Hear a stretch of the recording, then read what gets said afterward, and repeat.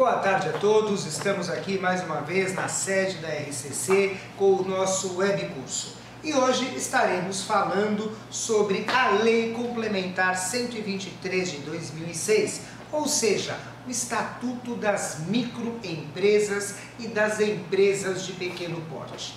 Uma das coisas que sempre me perguntam com relação à Lei Complementar 123 de 2006 é o seguinte: Cecílio, essa lei, ela não é inconstitucional? Porque, afinal de contas, ela está instituindo uma série de privilégios, uma série de prerrogativas para as microempresas. Isso não é inconstitucional porque fere o princípio da isonomia? Resposta: não. E por que não? Pelo seguinte: se nós olharmos na Constituição Federal, mais precisamente no artigo 170 e seguintes da Constituição Federal, que estabelece os princípios da ordem econômica brasileira, você vai verificar o seguinte, que dentre esses princípios, o poder público deve instituir privilégios, deve instituir prerrogativas para as microempresas e empresas de pequeno porte. Portanto, a partir do momento que a nossa lei fundamental deu este comando, impossível é falar de inconstitucionalidade por conta de quebra do princípio da isonomia. Mas, de qualquer maneira, se vocês pegarem a Lei Complementar 123 de 2006, vocês vão ver que o Estatuto da Microempresa e da Empresa de Pequeno Porte, ele estabelece uma série de questões, não só de direito administrativo, ele estabelece uma série de prerrogativas para os outros ramos do direito, dentre os quais nós temos o direito administrativo. Mais precisamente, a questão do direito administrativo, na Lei Complementar 123 de 2006, ela começa lá no artigo 42, E quando ela vai falar de privilégios no campo do direito administrativo, esses privilégios se restringem ao campo das licitações e contratos, Então, vamos falar de cada um desses privilégios e vamos explicar cada um deles. O primeiro grande privilégio é a possibilidade da microempresa não mais estar obrigada a fazer a prova da regularidade fiscal. Agora, veja só o seguinte: quando eu falo que a microempresa não está mais obrigada a fazer a prova da regularidade fiscal no decorrer do procedimento licitatório, nós devemos entender isso nos seus devidos e jurídicos termos. Desobrigação, não obrigatoriedade não obrigatoriedade da microempresa não fazer prova da regularidade fiscal no decorrer do procedimento licitatório não significa, sob hipótese alguma, que a microempresa não está obrigada a apresentar, por exemplo, as certidões fazendárias. Muito pelo contrário, ela deve sim apresentar a certidão fazendária. O que ela não está obrigada é fazer a prova da regularidade fiscal. Portanto, é o seguinte: a certidão fazendária deve ser apresentada. O que a Lei Complementar 123 de 2006 permite é que essa certidão seja positiva. E quando eu falo da possibilidade de se apresentar uma certidão positiva, eu estou falando certidão positiva, positiva mesmo. Não estou me referindo à certidão positiva com efeitos de negativa. Se fosse antes da Lei Complementar 123 de 2006, a microempresa, ao apresentar uma certidão positiva, ela estaria o quê? Estaria inabilitada. Agora, com os benefícios dessa legislação, não. Ela apresenta a certidão positiva. Ao invés dela ser inabilitada, ela continua do procedimento licitatório como se habilitada fosse. E se ao final, se ela se sagrar vencedora da licitação, ela terá um prazo de 2 dias úteis prorrogáveis por mais 2 dias úteis para apresentar a certidão e desta vez a certidão regular, ou seja, se ela se sagrar vencedora da licitação, aí sim ela terá o prazo de 2 dias úteis, prorrogáveis por mais 2 dias úteis, para fazer a prova da regularidade fiscal. Daí ela deve apresentar uma certidão negativa ou uma certidão positiva com efeitos de negativa. E para isso, repito, ela tem um prazo de 2 dias úteis, prorrogáveis por mais 2 dias úteis para fazer esta prova.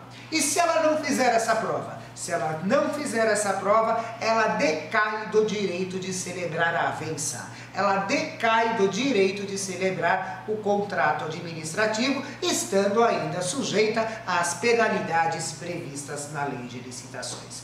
E uma coisa que também é muito importante a gente deixar claro, esse benefício, ele não se espraia para todo e qualquer documento exigível em matéria de licitação, muito pelo contrário, ele se restringe aos documentos de ordem fiscal, ou seja, àqueles documentos estampados no artigo 29 da Lei de Licitações, notadamente as certidões fazendárias, tributo federal, tributo estadual e tributo municipal. Muito bem. Além desse benefício, que já é um grande benefício, né, a microempresa ainda tem a possibilidade de fazer benefício, de se fazer beneficiada do denominado empate fictício. Né? Antigamente, antes dessa lei complementar, se eu chegasse e falasse para vocês o seguinte, houve empate na licitação, todos entenderiam o seguinte, que 2 ou mais empresas apresentaram o mesmo preço. E em razão de um sorteio, uma delas se saiu vencedora da licitação. Hoje não, né? Hoje se a gente chegar e falar, houve um empate na licitação, a pergunta será qual? Um empate verdadeiro ou um empate fictício? Porque a Lei Complementar 123 de 2006, ela estabeleceu um empate fictício, sim. Ela estabeleceu uma ficção jurídica. Para melhor entendimento, eu vou ler o dispositivo que trata deste empate fictício e fazer os comentários devidos. Nas licitações, artigo 44 da Lei Complementar 123 de 2006, nas licitações será assegurado como critério de desempate preferência de contratação para as microempresas e empresas de pequeno porte. Parágrafo 1º. Entende-se por empate aquelas situações em que as propostas apresentadas pelas microempresas e empresas de pequeno porte sejam iguais ou até 10% superiores à proposta mais bem classificada. Parágrafo 2º. Na modalidade de pregão, o intervalo percentual estabelecido no parágrafo 1º desse artigo será de até 5% superior ao melhor preço. Então vamos supor o seguinte, vamos supor que estejamos em uma licitação na modalidade de convite, de tomada de preços ou de concorrência. A primeira colocada, a primeira classificada, uma sociedade anônima está com o menor preço. Preço de R$1.000. Logo em seguida, a segunda colocada, uma microempresa ou uma empresa de pequeno porte, está com o preço de R$1.070. Para efeito de lei, ambas estão empatadas. E no empate, o privilégio será da microempresa. Então, esta microempresa será convocada para, se quiser, fazer uso de suas prerrogativas. Microempresa, você quer fazer uso das suas prerrogativas? Quero! Então, microempresa, faça uma proposta. A partir desse momento, a microempresa falando, a partir desse momento, a minha proposta será de R$ 999,99. Parabéns, microempresa, você é a primeira classificada agora e, portanto, a vencedora da licitação. E notem que isto é uma prerrogativa da microempresa. Isto é um privilégio da microempresa. A sociedade anônima, mesmo que queira, mesmo que possa melhorar a sua proposta, ela estará impedida de fazer isso. A partir do momento que a microempresa ou empresa de pequeno porte faz uso da sua prerrogativa, a coisa para por aí. E qual que é o critério para a gente verificar quando que ocorre esse empate fictício? Então vejam, a lei é clara, não é? A lei é clara. Em se tratando de pregão, o percentual é de até 5% em relação à proposta de menor preço. E nas demais modalidades de licitação, concorrência, tomada de preços e convite, o intervalo é um pouquinho maior. O intervalo é de até 10% em relação à proposta de menor preço. E também temos um outro diferencial. Todos nós sabemos que no convite, na tomada de preços e na concorrência, o licitante não é obrigado a estar presente na licitação. Se eventualmente ele não estiver presente na licitação e houver uma microempresa que está ali naquela interface de 10%, o presidente da comissão deverá convocar expressamente a microempresa para, mediante um prazo estabelecido no edital, fazer essa melhora de preços, se quiser. Agora, no pregão, como existe a necessidade do credenciamento, como existe a possibilidade das propostas verbais, a microempresa e as demais empresas partícipes do pregão estarão ali na sessão. E por conta disso, o legislador já estabeleceu um prazo. No pregão, a microempresa ou empresa de pequeno porte terá um prazo de até 5 minutos para decidir se ela quer ou não se utilizar das suas prerrogativas. Muito bem, essas duas possibilidades que eu falei, a questão do benefício relativo à regularidade fiscal e do empate fictício, são duas possibilidades que estão vigentes e plenamente aplicáveis a partir do momento que a Lei Complementar 123 de 2006 foi promulgada, lá em dezembro de 2006. O que eu vou falar agora, para ser aplicado, depende de regulamentação, ou seja, as disposições que eu passo a expor agora dependem de regulamentação via decreto, não é? Daquela esfera de poder da União, dos estados, do Distrito Federal e dos municípios, né? A maioria deles já regulamentaram a matéria. Mas, de qualquer maneira, a partir do momento que a matéria for regulamentada, existe a possibilidade da administração pública fazer uma licitação onde seja possível tão somente a participação de microempresas e empresas de pequeno porte. Ah, mas as demais empresas que não estão enquadradas como microempresas e empresas de pequeno porte não podem participar? Não podem. E isso, logicamente, deve estar expresso no edital, né? O edital tem que ser claro que apenas microempresas e empresas de pequeno porte podem participar da licitação. Essa disposição, ela vem aqui no artigo 48 da Lei Complementar 123 de 2006. E o artigo 48 é bastante claro. Para o cumprimento do disposto no artigo 47 desta lei complementar, a administração pública poderá realizar processo licitatório destinado exclusivamente à participação de microempresas e empresas de pequeno porte nas contratações cujo valor seja de até R$80 mil.